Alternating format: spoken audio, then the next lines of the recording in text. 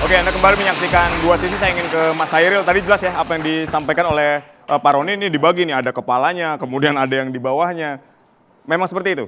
Apa yang data yang ditemukan oleh Amnesty International? Ya, jadi memang kita harus membedakan. Jadi pembedaannya itu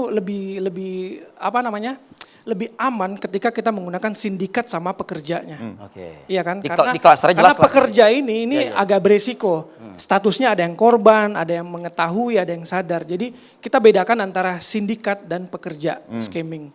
Itu biar lebih jelas. Biar kita tidak menghukum orang yang salah kalau kata Bang Mardhani tadi. Nah, disinilah sebenarnya tugasnya pemerintah. Kalau kita pakai rujukan aturan hukum di Indonesia, sebenarnya kan kita menggunakan undang-undang TPPO untuk mengusut ini. Untuk menegaskan bahwa pemerintah itu peduli pada akar permasalahannya.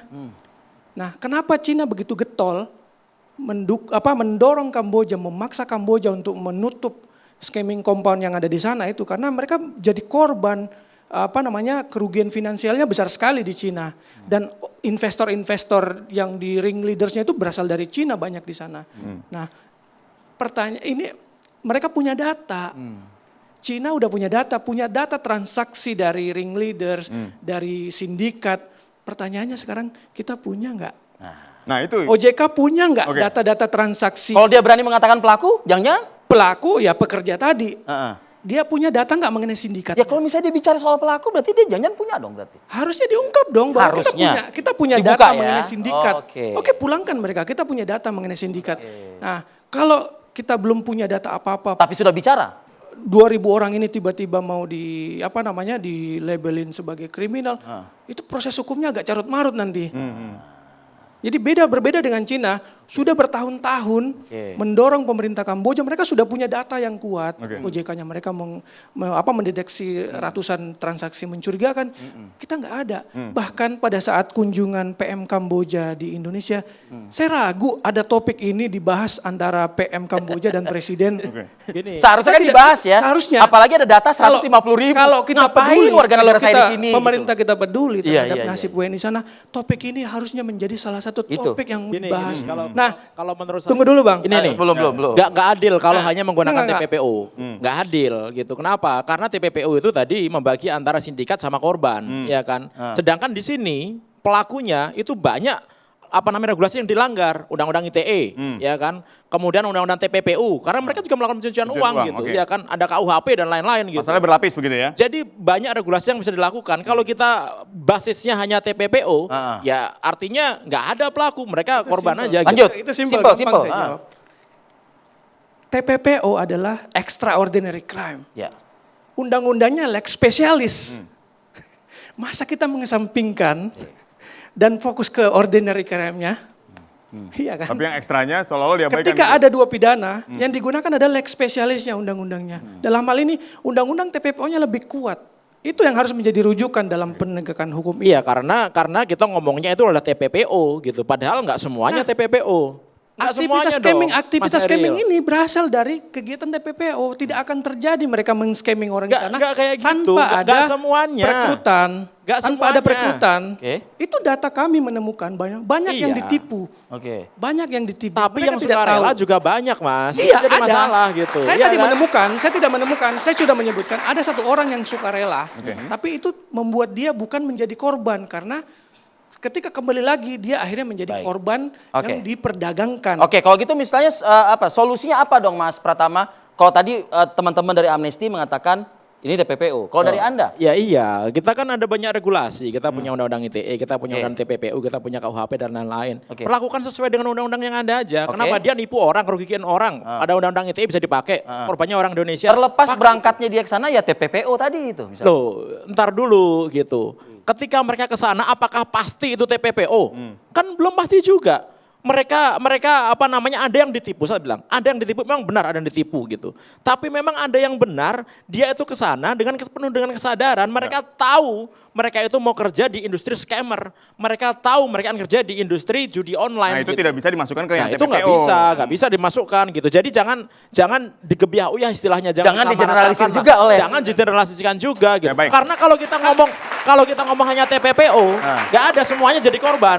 Semuanya akan jadi korban gitu. Yang salah itu adalah sindikatnya gitu. Dan nggak bisa kita ngomong kayak gitu kalau menurut Saya saya. ingin ke Bang Mardhani. Jadi apa yang harus dilakukan oleh negara saat ini dengan adanya kasus? Selain tadi segera memulangkan. Kalau saya sederhana, segera buat satgas penanganan WNI kita di Kamboja. Ingat loh, dari 3.000 ke 150.000. Ya. Dan ketika kita ngomong nih, mereka tuh keleleran. Tidak ada tempat tinggal, mau pipis bagaimana, mau mandi, mau Ya tujuan gimana, dua sisi kan kita mau berdiskusi makan malam ini bagaimana. untuk mempercepat itu. Makin lama kesehatan mereka bagaimana, Ya. makin lama korban mereka, bahwa mereka, saya agak tidak setuju dengan Pratama bahwa mereka harus segera diproses, tidak setuju dengan OJK. Uangnya nggak ada yang masuk ke kantong pribadi mereka. Mereka semua Sudah kerja. bisa dipastikan itu. Iya, karena pelaku itu ketika ngasih nomor rekening, tidak nomor rekening mereka. Semua mereka itu dalam industri mafia, scammers.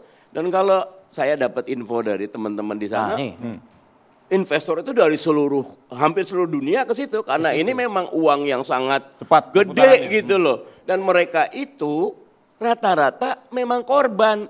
Belum tentu TPPO, saya setuju. Tapi mereka itu dipaksa untuk melakukan penipuan. Ya, kejahatan. Dan dari beberapa yang saya dapat, rata-rata pengen kerja kok. Nggak ada pikiran mereka, saya pengen mencuri, saya pengen. Nah, mereka itu, cuma itu. pengen kerja. Kalau bicara tapi solusi. diiming-imingi memang. Kalau bicara Nah, solusi, dikembalikan ke sini.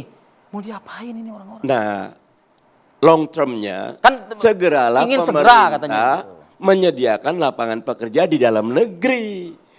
Industrialisasi dimajukan, Baik. foreign direct investmentnya maju, korupsi diberantas, macam-macam. Sebenarnya nggak ada yang susah, tapi kita tidak melakukan itu. Baik. Akhirnya semua rata-rata itu kalau lihat TikTok kita, ayo kerja di luar, ayo kerja di luar. ya, baik. Karena memang sangat mudah kerja di luar kok. Saya ingin ke Bang Roni. Bang Roni, menurut Anda apa yang harus dilakukan negara? Hadir seperti apa? Ya, pertama tentu harus memberikan perlindungan kepada yang masih ada di Kamboja yang mengalami penyiksaan dan sebagainya ya. Apapun dia, apakah pernah menjadi bagian dari pelaku sindikat dan sebagainya. Atau benar korban gitu. Ya, tapi kita kan sementara ini yang sudah jelas masih ribuan. Ada lagi sekitar 150.000. Ini kan perlu dipetakan.